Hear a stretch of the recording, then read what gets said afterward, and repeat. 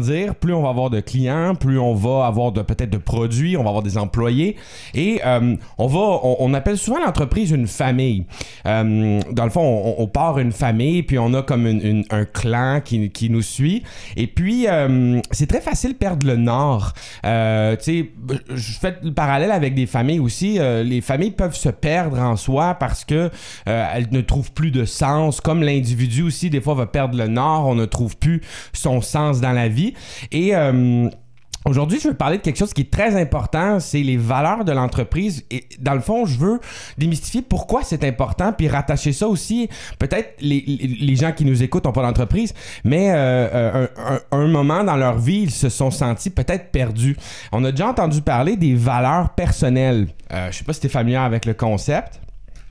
Pas vraiment. Les valeurs personnelles, quand, dans le fond, on se cherche, on peut faire toutes sortes d'étapes de réflexion, puis il y a une mode, je dirais une mode qui est sortie il y a quelques années. Puis si vous tapez sur Google List of Core Values, les listes de valeurs, vous allez trouver des listes de valeurs. Et puis l'exercice, c'est un peu de s'approprier ces valeurs-là dans sa vie et que ça devienne un peu un cadre pour nous.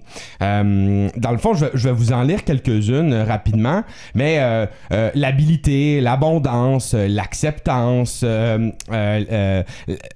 en anglais, là, adroitness, mais être adroit, l'ambition, le profit, le dynamisme, l'économie, la continuité, le contrôle, la fidélité, l'empathie, la liberté. Et donc, on voit que c'est des mots qui sont très porteurs de sens. Vraiment?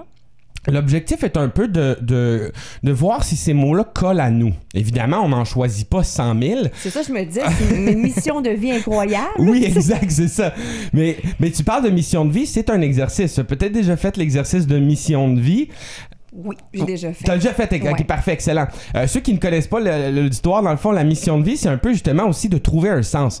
Alors, quand on trouve ces valeurs-là dans notre vie personnelle ou une mission de vie, on en choisit 1, 2, 3, 4, 5, 6, peut-être pas plus que ça, mais il faut qu'elle parle et qu'elle nous drive, excusez-moi l'anglicisme, mais qu'elle nous conduise ailleurs et qu'elle fasse du sens dans le cadre que l'on se fixe.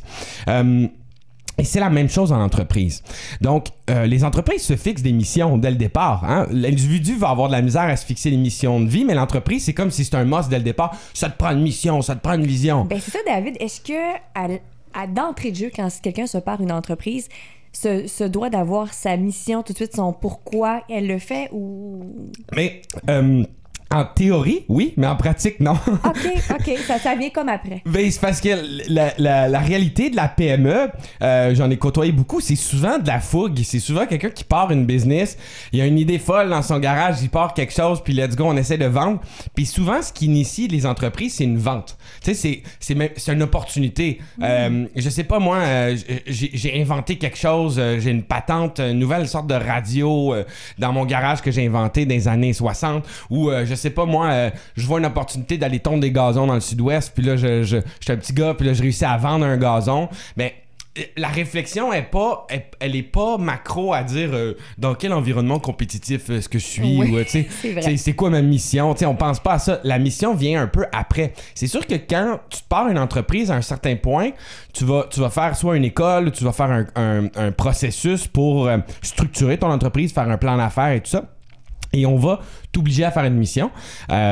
Puis très souvent, la mission est pas bonne après quelques mois parce que ça change. Puis dans le fond, tu sais, faire une mission, c'est quand même dur. Hein? C'est un processus qui est long. Puis pour beaucoup d'employés, une mission, ça veut rien dire. Tu sais, tu dis à tes employés, c'est quoi la mission de l'entreprise? Il y en a 1 sur 8 qui va le savoir c'est quoi, puis il va te le dire à peu près. Puis ils vont le lire sur le papier, puis ça fera pas de sens. Aujourd'hui, on parle des valeurs. Les valeurs, pour moi, quand on les a définies, nous, dans notre entreprise, ça a changé drastiquement les choses. Parce que nous, les valeurs chez Advis, c'est l'excellence, la collaboration et le partage. Puis ça a l'air niaiseux parce que c'est 3 mots, mais ça a été très long de trouver ces mots-là. C'est un processus. Puis finalement, ce que je me suis rendu compte, moi, c'est que ces valeurs-là colle non seulement à ma vie professionnelle, mais colle aussi à ma vie personnelle. Parce que c'est moi qui ai fondé l'entreprise, je les ai inculqués à l'entreprise.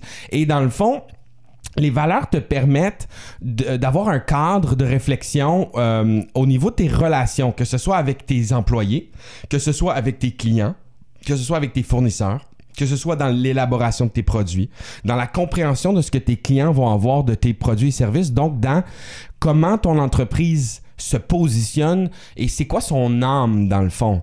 Si tu avais à lui donner une âme, ces valeurs-là sont partie intégrante de cette âme-là. Je vais faire un parallèle. On va prendre peut-être un personnage. Moi, j'aime bien prendre Shrek pour représenter une entreprise parce qu'on parlait dans une capsule précédemment de l'identité. Tu sais, puis c'est quoi une identité? Bon, ben Shrek, c'est une identité. Puis dans le fond, il y a des logos de Shrek, mais tu sais, Shrek, c'est un personnage parce que comme une entreprise, ben c'est un personnage. Mais Shrek, on pourrait... ben peut-être, essaie-toi. Tu sais, Shrek, ça serait quoi, selon toi, une de ses valeurs? Là? Tu sais, qu'est-ce qui... Ben, après coup, là, je pense que l'amitié en est une, comme d'être fidèle. Là. D'être fidèle, ouais. OK, parfait. Fait que donc, fidélité, c'est super. C'est une valeur. Puis, moi, je dirais, je sais pas moi, l'entraide. Tu sais, l'amitié, l'entraide, c'est proche. Fait que l'entraide, la fidélité, bon, tu vois. Fait que... avec ça, on est capable de s'entendre à savoir si nous, on ferait partie de la famille de Shrek. Est-ce que ça colle pour nous? Puis là, on serait capable de même dire, mettons que Shrek, il se met à vendre des produits, tu sais, est-ce qu'il vendrait des fusils? Ben non, ça marche pas parce que lui, c'est l'entraide, tu sais. Est-ce que Shrek, il ferait partie de, je sais pas, whatever, là. Quelque chose qui est carrément... Quelque chose qui c'est anti-fidèle, mettons, là, j'essaie de trouver quelque chose, mais tu sais, anti-fidèle, on dirait non, parce qu'il est fidèle, tu sais. Puis, dans le fond, ça donnerait un cadre pour que nous, comme employés, on aille travailler avec lui, hein? Ou que lui puisse développer des produits, ou que lui puisse, lui et son équipe, dans le fond.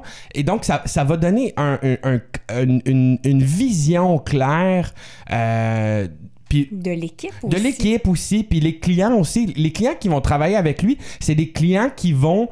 Adhérer à ça, exactement. Un peu comme dans le fond, la citation qui dit « Dis-moi qui sont tes amis, je te dirai qui tu es ». C'est un peu pareil, mais de façon professionnelle. Oui, mais là, c'est juste que exactement ça, mais que là, on va mettre des mots pour lier les gens.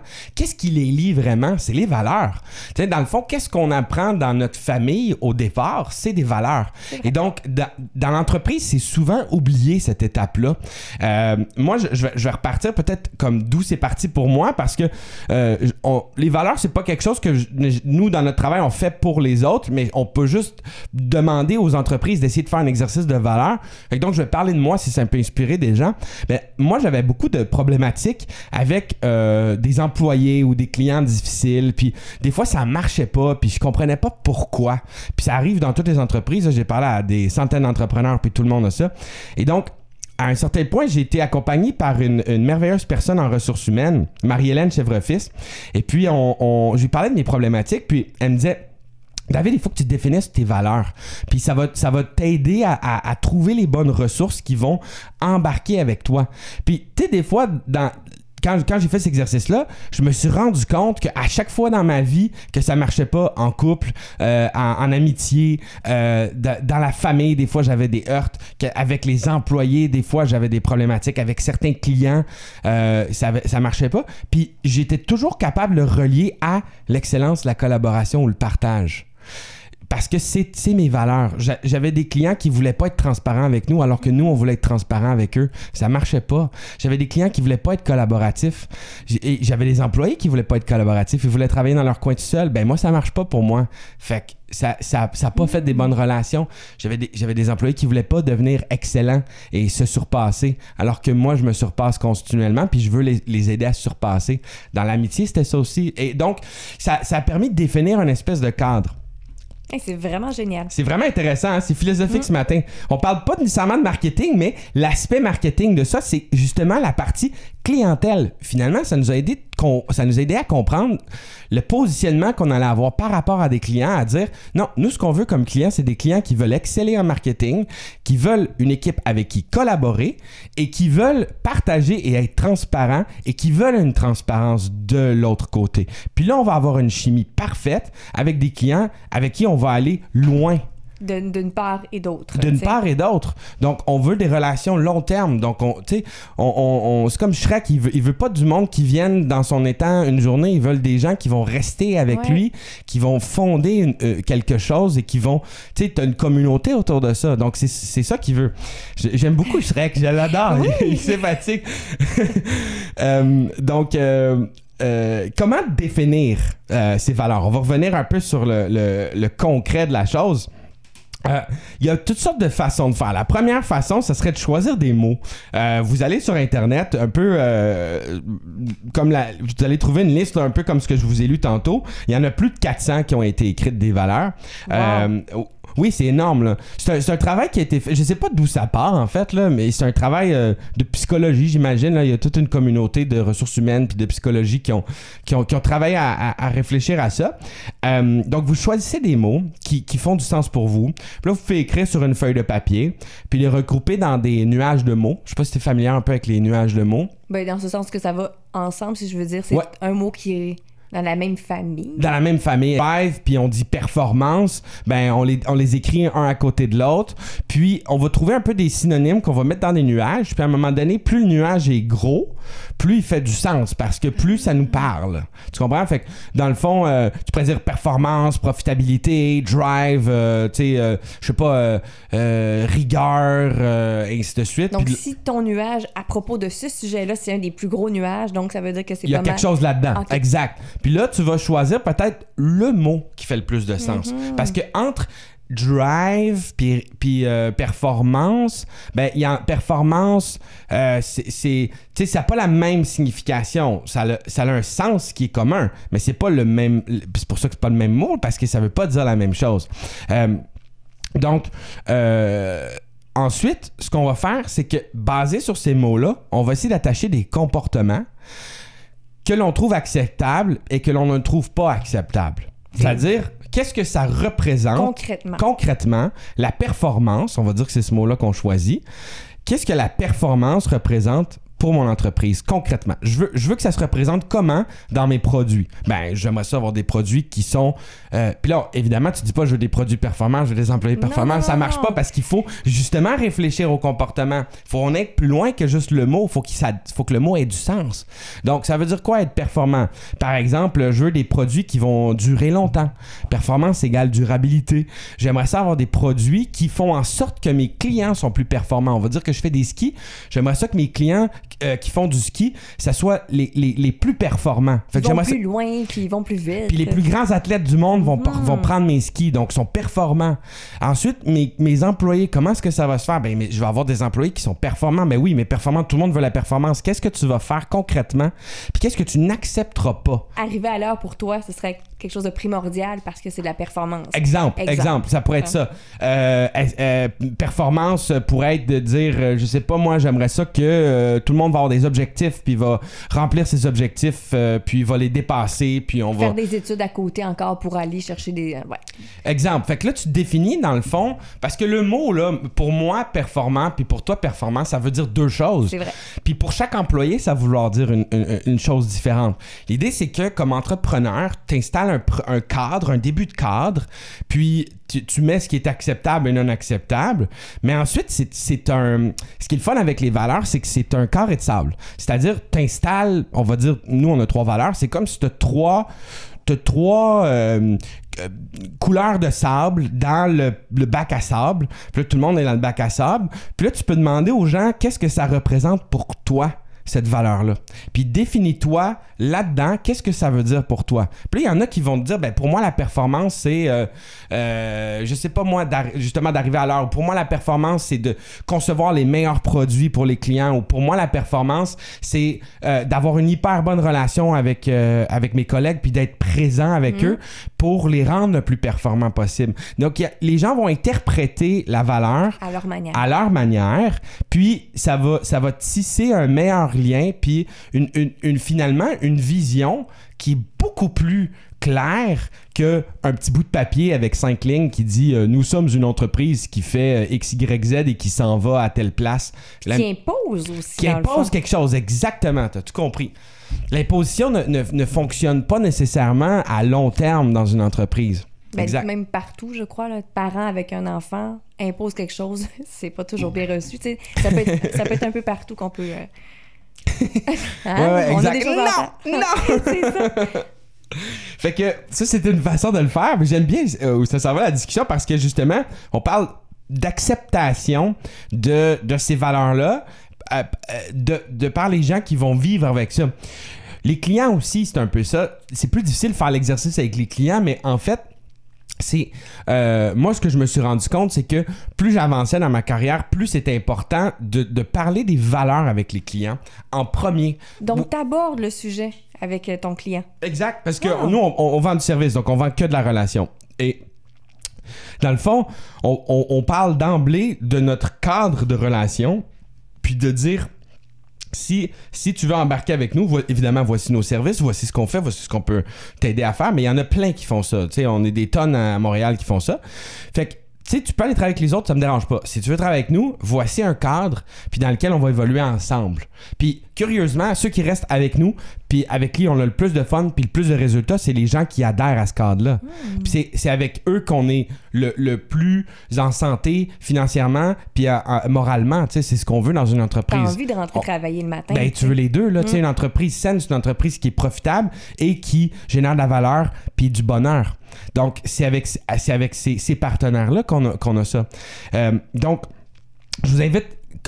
Puis prenez pas mes valeurs parce que ça marcherait pas pour vous. Oui, c'est ça. C'est Qu'est-ce qu'il disait déjà? Qu'est-ce qu'il disait? Excellence, collaboration, partage. Non, parce que les gens sont différents. Tu sais, j'ai rencontré toutes sortes d'entrepreneurs incroyables puis qui ont défini leurs valeurs. Puis c'est pas les miennes. Je travaillerai jamais avec eux.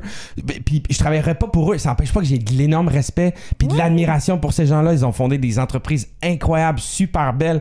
Puis ils ont fait l'exercice de valeurs, mais c'est pas les miennes. Tu comprends? Dans le fond, tu nous permets de ne pas perdre de temps aussi. De travailler vraiment avec les gens qu'on se doit de collaborer. Exact. Donc, si on n'a pas les mêmes valeurs, il y a une confrontation. Tu l'as dit tout à l'heure, ça peut être en amour, ça peut être en amitié.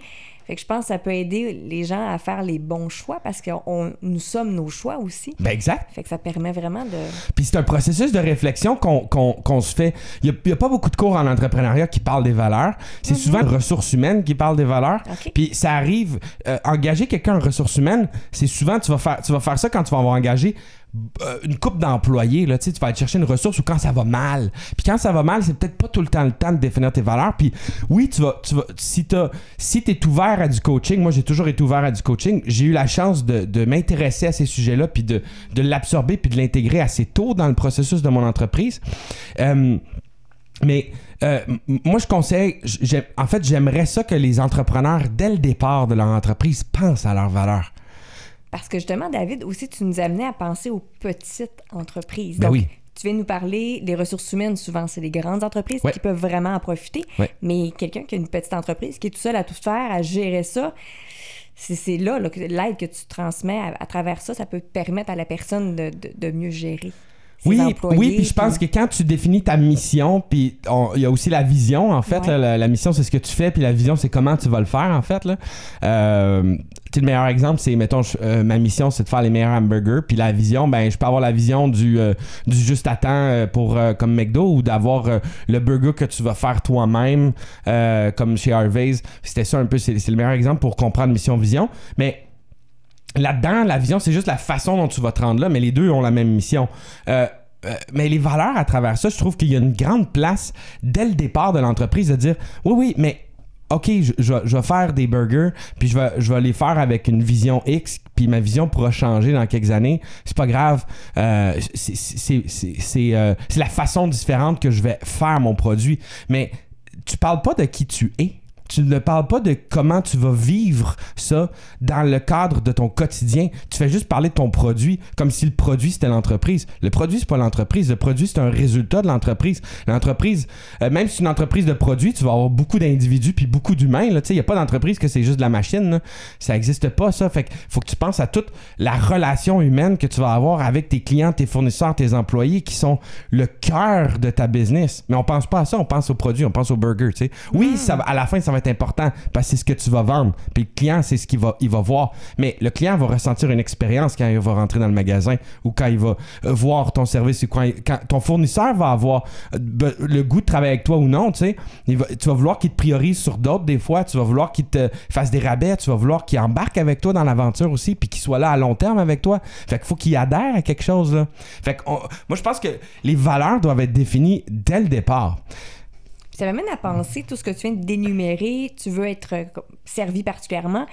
Est-ce que ce serait ça aussi qu'on commence à voir, ça a comme été hyper industrialisé dans les dernières années, et là on a l'impression que ça revient, les gens vont chercher les produits particuliers, un artisan, ces choses-là. Est-ce que ça se peut que les gens veulent retrouver un peu cette façon d'être plus humain? Ben, ça c'est sociodémographique, mais je pense que dans les dernières années, il y a eu quelque chose comme un peu un retour à la terre.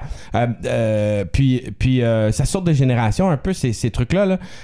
Moi, mes parents, ils ont une phase retour à la terre. Puis après ça, il y a eu une phase entre les deux qui était plus industrielle. Mais il y a des petits trucs sociodémographiques qui se passent comme ça. Mais je pense que oui, il y a un attrait vers les produits plus artisans. Je pense ça s'est démocratisé avec l'Internet, l'achat local, le développement durable. Il y a plusieurs choses qui sont ensemble. Peut-être que les gens sont plus conscients que leur produit doit adhérer à leur mode de vie. Depuis une quinzaine d'années, on parle d'achat en marketing qui est plus lié à des modes de vie, à des intérêts, plutôt que à des salaires puis des zones géographiques. Là, on va plus y aller par intérêt puis par mode de vie. Sûrement que les consommateurs sont plus conscients de ça.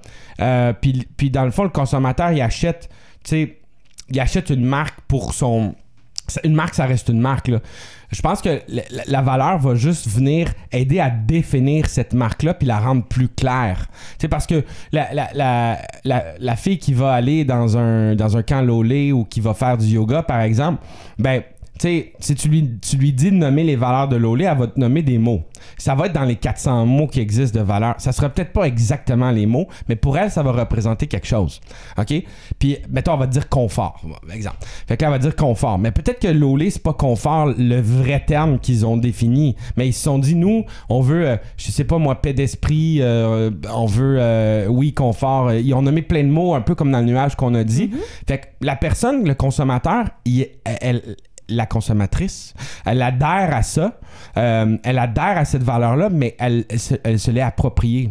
Je pense qu'il y a 20, 25, 30 ans, 40 ans, il y avait quand même ça. Je veux dire, si t'achetais une Bentley, ben t'achetais une Bentley parce qu'il y avait des valeurs inhérentes, puis parce que ça t'amenait dans un niveau social, t'achetais pour une raison, t'achetais pour... whatever, le luxe, la raison sociale, le statut, le confort, plein d'affaires. Mais c'est la même chose. Tu achètes parce que tu adhères à quelque chose. Ce quelque chose-là, c'est une valeur. Puis, mais c'était pas expliqué comme ça dans le temps au niveau marketing. Mm-hmm. C'est ça la nuance. Fait que je pense que ça a toujours été là. Aujourd'hui, on en est peut-être juste plus conscient. Donc, c'est là que ça va vraiment aider. Et là, les gens qui nous écoutent et qui se disent « Ah, mon Dieu, David me donne envie de me lancer en entreprise carrément parce que... » Faites-le pas! Faut être malade mental pour faire ça! Non, c'est vrai. Allez-y. Non, mais ils peuvent aussi aller te rencontrer directement. Ou... Ah ben oui, tout à fait. Ben moi j'ai toujours aimé ça, coacher des entrepreneurs. En fait, j'ai enseigné à l'école des entrepreneurs du Québec, là, anciennement le SAGE. Puis j'ai coaché beaucoup de startups en sociofinancement et puis un peu en marketing. Oui, ça va me faire plaisir. C'est gratuit, là. Faites juste venir prendre un café au bureau. On est au 2351 rue Allard dans le sud-ouest, à côté du métro Monk, juste devant le café central. On a une gang bien le fun. Puis on va juste jaser, tu sais. Puis si vous avez un projet d'entrepreneuriat, évidemment, ben nous, on n'est pas là nécessairement pour vous aider au démarrage. Là, on peut vous aider à faire toutes sortes d'aspects comme la stratégie, en fait. L'identité, le positionnement de marque, l'analyse de la compétition. Mais vous pouvez aller à l'école des entrepreneurs, il y a plein de cours qui sont incroyables. Il fallait voir PME Montréal qui vont vous aider. Si vous êtes sur des artères commerciales, il y a les SDC Wellington, SDC Monk et ainsi de suite qui peuvent aussi vous aider dans votre projet de démarrage. Puis je pense que le plus important, c'est juste de se lancer puis aussi de définir un peu le cadre. Moi, j'ai trop souvent vu des entrepreneurs se lancer puis être orientés produits. Dire « Ah ben là, moi, je vais faire un moteur électrique là super révolutionnaire, puis on va essayer de vendre ça. Puis là, on commence à travailler un peu, OK, le positionnement de marché, à qui tu vas te redresser, ça va être quoi ton pricing, comment tu vas c'est quoi les canaux de communication que tu vas emprunter, puis le message, puis on commence à parler de publicité. Mais à travers ça, à un moment donné, on perd le sens, puis on perd, tu sais, on cherche tout le temps, c'est une identité, on cherche comment se démarquer dans le marché, puis que les gens comprennent rapidement quelque chose, puis y adhèrent.